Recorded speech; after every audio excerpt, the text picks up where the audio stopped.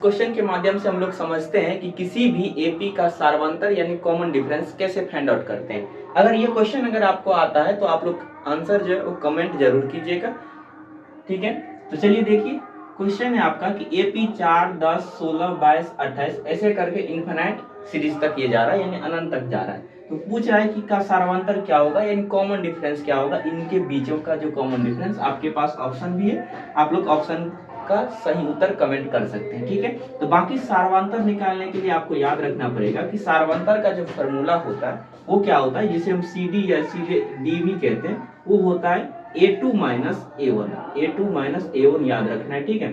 a2 minus a1 का मतलब होता है कि दूसरा पद में से पहले पद को घटाना होता है, किसी भी दूसरे पद में से पहले पद को घटाना, चाहे आप इस दूसरे को पहले से घटाओ या इस दूसरे को इसमें से घटाओ, ठीक है ना। तो ऐसे करके आप लोग फाइंड आउट करना है। तो याद रखना ये फार्मूला हो जाता है जो आपको याद रखना है हमेशा के लिए,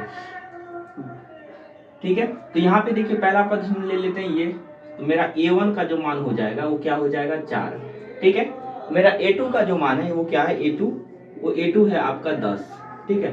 तो यहाँ से हम d निकाल लेते हैं आसान से।